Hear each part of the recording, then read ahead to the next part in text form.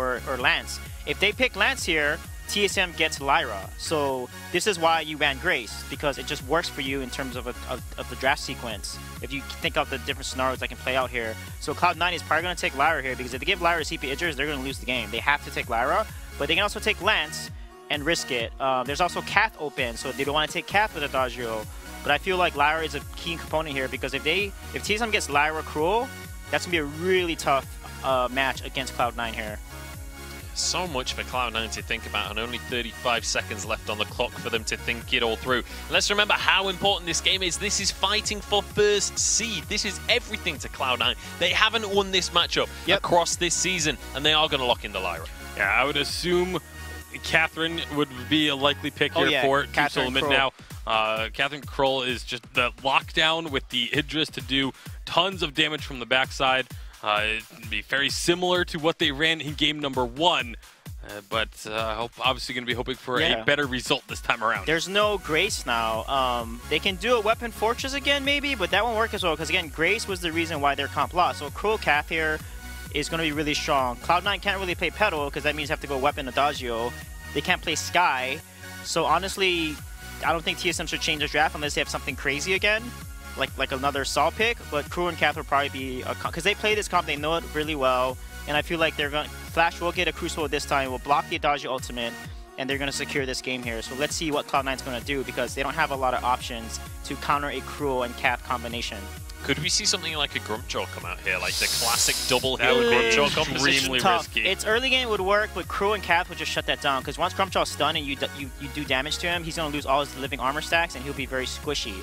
If anything, they should probably pick something to get onto the Idris, like a Black Feather that can like outplay the Cath and the Cruel, because there's not a lot of good options. You look at all the weapon carries, Glaive wouldn't be good either. Glaive will get stunned and locked down, but they're going to go with Glaive. I mean, like, as you rightly said, there were so few options for them to go with. There was no really great pick for them to go with there, and TSM doing an excellent job in this draft, kind of drafting Cloud9 into a hole, but then we saw in game 1, you know, it's not like this Cloud9 draft is terrible. It's not like they can't win with this draft, and we've seen that they can do work on the Glaive as well. How are we feeling these guys have to play then? Obviously, the Crawl on the side of TSM, you assume that they're going to be the aggressive one in this early game. If they get a pick, then dive, I would like them to play CP Idris the way he's meant to be played. His win condition is a stack broken myth, poke, poke, poke, force an awkward dive, jump on the Glaive, focus him down, and just kite. Like, CP Idris is not a dive hero, he's more of a poke, he's a mage. So if they play it that way, they're going to win this game. Okay, what are you thinking, Bacon? Yeah, absolutely, it's the same thing as game number 1. If they allow the Idris to stack up before going for the all-in engage, that's how Team Solomid wins these fights. All right, well, we'll see whether they can bring that to pass. We're going to Game 3 here in the North American Vainglory 8. It's time to see whether TSM or Cloud9 are going to be our first seed. Moving on to the Unified Western Live Championship. Let us know who you want to take it. Hashtag Vainglory 8 on Twitter. But it's time to get into the third game of this El Clasico matchup. TSM going up against Cloud9. This has become the staple matchup of North America here. TSM versus Cloud9, constantly battling, but Cloud9 have not dropped a series since Split 2 started here in the summer season. And right now, Scoundrel, they are looking to push it home with this composition.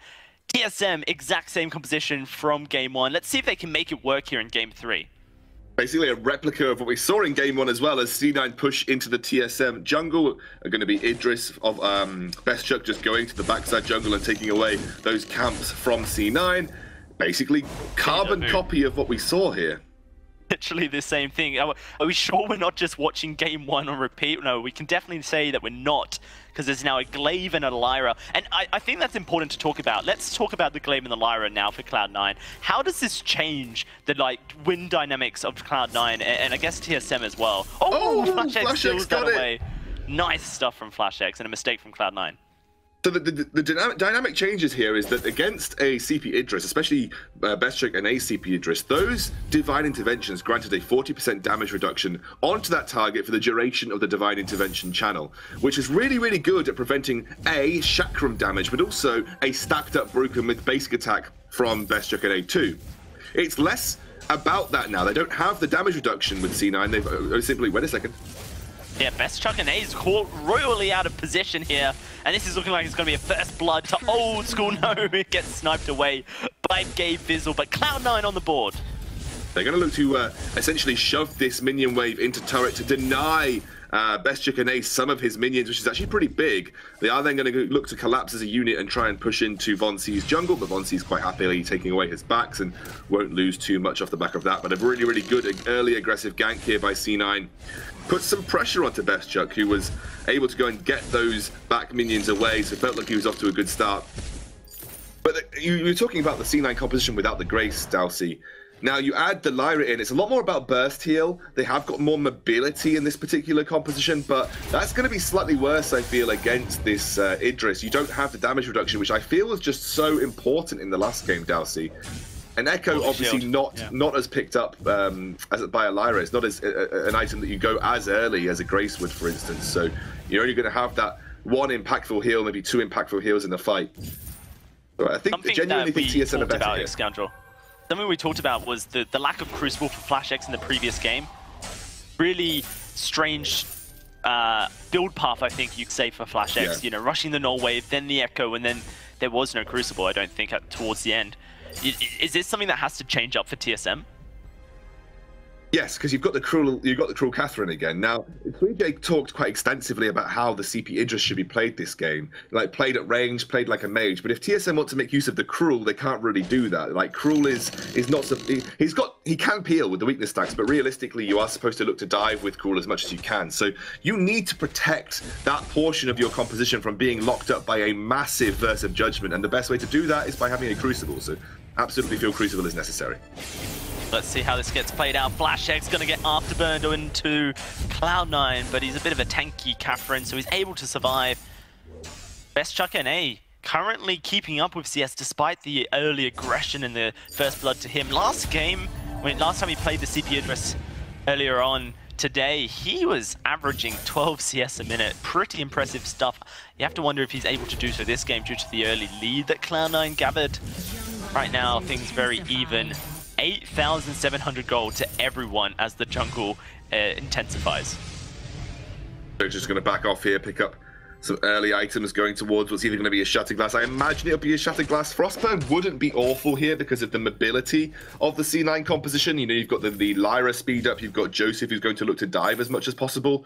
But you do have the protection of the Catherine. She can stun that kind of aggressive move from Joseph. So Shattered Glass is just straight up better for trying to burst Old School, but Frostburn obviously better at trying to peel backwards and play the way that SweetJ suggested, which is that sort of ranged mage play, just looking to kite backwards and stack up broken misstacks like that. Right now, it is just this scaling game for Best Chuck NA. Von C, level 5, he is very close to hitting that level 6, and that is such an impactful position for the Cruel. He'll have that ultimate unlock from Hell's Heart, can throw that ghoul sword out and try and stun someone. In the previous time, it was Gabe Vizzle just styling on TSM and blocking stun after stun, keeping Old School alive. TSM will be looking to try and change up that execution. They need to. Level 6 is here for Von C's Cruel. Let's see where they go. It is going to be Gabe Vizzle focused on down. There's the stun onto Joseph. Lots of damage to FlashX. A fountain forced from Gabe Vizzle. FlashX still holding on to his.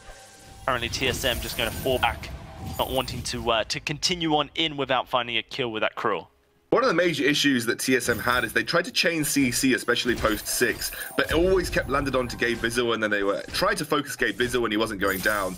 Want to see TSM change it up. They just tried to focus Gabe again. Again, potentially the wrong move in my eyes. Shattered Glass has been completed. He's going for that burst damage. And look at this. Instead of Tension Bow, we have got Poison Shiv prioritized. And I like that from Von C. You're against a heavy double sustain composition. You need the Mortal Wounds online as quickly as possible. It's not about the burst. You're looking to get to late game realistically. Just look to shut down the heals. So if you do get locked in these team fights and skirmishes at this point in the game, it's all about your ability to try and focus a target without the bail of the double heal coming through to save them. Joseph's moving into the lane here. He's unspotted. FlashX looking for aggressive moves. Von C ult up in just a couple of seconds. Here comes the engage out of TSM. Joseph stunned up. The fountain keeps him alive, but it's not enough. The smite comes down, and that's going to to be Fonzie taking Joseph to hell. TSM with a kill here in the lane. Can they get anything from it is the question. It's not going to change the gold lead if they aren't able to get objectives, so you have to wonder where they move now. Yeah, absolutely. Best Chicken A and FlashX going to get pushed back here. Old School and Gavizzle still very healthy. You saw the work that the Poison Shift did in that fight, as well as that CC chain. Gavizzle's going to jump in. They're going to look for another gank. They are. Old School takes a lot of damage. Vonsi, though, charging up his passive. He's going to come in. Gavizzle going to be focused, but TSM have disengaged. Perhaps just a little bit of missed timing there from Vonsi, wanting to have his movement speed buff. Cloud9 are looking to aggress as a unit, pushing into Vonsi's jungle here, looking to secure his front treant, and they will be able to do that very simply. I wonder if they do anything else here. It's going to be Joseph starting up this gold miner. I love this move. They know exactly where the Cruel is. He's not going to be in a position to contest. TSM are starting to move up. A Chakram could steal this away, but the health bar is invisible. Oh, he gets it! He stole it! What a god! You couldn't see the health bar there. It was blocked up perfectly by Cloud9's own, but that meant they couldn't see it either. And it was just a 50-50 at the end of the day. Everything going wrong for C9 there. They stun up Gavizzle as well. He's got the portal but can't use it, Dalsy. Oh, Silence. My word. They just catch him out. This is a gold lead forming for TSM. This is unusual from Cloud9. This season, they have been the macro Godzik scoundrels, the rotation, the objectives, their map play, their team fighting, and when they go for the timings has just been so on point. But mistake after mistake has given TSM a 1,500 gold lead. Alternating currents finished for Best Chuck's Idris right now. Vonsi's now got the tension bow as well. Second item here. And maybe we've figured out the combination to take down Cloud9's Adagio, Old School's Adagio. Absolutely, the burst damage is there. They have the Atlas Pauldrons again. Interesting that FlashX looks to prioritize that. Again, pretty good into Old School's alternating current, and will get double efficacy when I Love Joseph picks up his poison shiv. So you have two targets that will sort of be affected by Atlas Pauldrons, and both of which will have a decent effect for TSM. But I would love to see FlashX go the Crucible next. I think if you are looking to play an aggressive style, if you're looking to even get into position to use those Atlas Pauldrons, for instance, you need the ability to protect your team by doing so. So that's by having the Crucible against that Verse of Judgment. So really want to see FlashX do that. Vonsi moving up. It is Gavizzle in the bush spotting them out. TSM have out-rotated Cloud9. That's Old School going back to finish the Broken Myth, but they don't have vision of this Adagio, and so they don't necessarily know that they had a chance to perhaps push an advantage. At 10 minutes, we've got S-Chuck looking to get as much gold as possible. He hasn't quite hit the 12 CS a minute of the previous game at 10, but he's certainly keeping up with Old School. In fact, has an advantage over Old School in the lane, and he's currently just double jungling with Vonsi, getting experience on this Idris and extra gold income. Absolutely. Now going to move back towards lane. Idris's wave clear really good. Like that C9 aren't pushing. Actually, they are managing to freeze this lane working towards them, which means they're not going to make it easy for Best Chuck and A to move over. Now they finally see them return to lane and going to start to push things back as both Gavizzle and I Love Joseph back off here, which means they can't really freeze effectively. And Old School just going to be waiting for that wave to come towards him as Best Chuck and A shoves it in. Here we go. He's by himself. I think TSM looking to potentially change some CC here. They're just going straight for the turret. Minion wave clear very quickly, but Gavizzle going to portal straight on in. Doesn't find any engage. Joseph was unwilling to pull the trigger there with his afterburn. Cloud9 now going to get aggressed upon as Vonsi moves on in. Just looks on out. That's a stun onto Joseph. That's a lot of damage as well. Gavizzle holding on to his abilities, not looking for anything. Look at the inventory as well of FlashX, another talking point scoundrel. He is going towards the Crucible as a second item. Absolutely think that's warranted. I think he's learned the errors of the previous game. You don't necessarily need the No Wave Gauntlet because you don't have a Grace that you're going up against as well. So, like this, nice block. That is a huge block from Gavizzle. What can they do with it? Joseph in trouble. Fountain will keep him alive. The turret's going to go down. Mortal Wounds as well means that Joseph doesn't get healed a full amount. Reduces the the healing by 33%. TSM, that pushes their gold lead up to just about 3,500 here at Scoundrel. Best Chuck and A has the gold in inventory as well. He's going to get very close to finishing this Broken Myths shortly.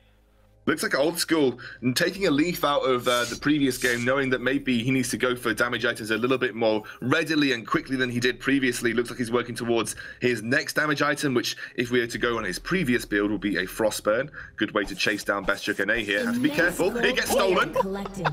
Steals and counter steals. It's an engage. It's going to be Von C. No fear. Just fight. TSM looking to blow up Cloud9. And that's going to be the first kill going over to Von C. Joseph now in trouble. Best Chuck, look at the damage. Can they get the kill? It's going to be a Sigil speeding up, but a Hell's Heart straight into Gabe Bizzle, and now he's going to have to portal away. Von C's going to go down to the Crystal Sentry. No fear, certainly that minion candy on the Sentry means it packs a punch. A 1-for-1 trade going over, but more importantly, the gold mine stolen in favor of Cloud9. Yeah, they take one back, and now Goldmine is equal beyond the both teams. Just want to point out how effective that Crucible was, Dalsy, in that fight. Blocking the Verse of Judgment is not only effective, obviously, for protecting your team, but when a CP Adagio chooses to channel the Verse of Judgment, especially against something like a Cruel and a Catherine, and even a CP Idris, he becomes a very vulnerable target for the pure reason that he has stood still. Now, C9 get a turret there. That's obviously going to happen because they managed just to force TSM back, but he becomes a very static target, Dalsy. And that static target means he's more vulnerable to everybody on the TSM composition. So by blocking the stun part, you don't let him get away with it, and you can kill him really quickly, meaning that in future fights, Old School is now going to be more reluctant to channel that Veils of Judgment, knowing it's quite easy to focus him when he does so. Yeah, no, this is quite an interesting dynamic. The mind games, does that allow Best Chuck to move further aggressive, knowing that he may not have to kite back to avoid this Burst of Judgment? Hell's Heart. Oh, that connects. There's no block coming out of Old School. He's taking a lot of damage. Joseph able to peel back. Crucible going to block up that silence from Flash X. TSM just force position. Cloud9 do have to fall back, but there's nothing necessarily won just yet by TSM.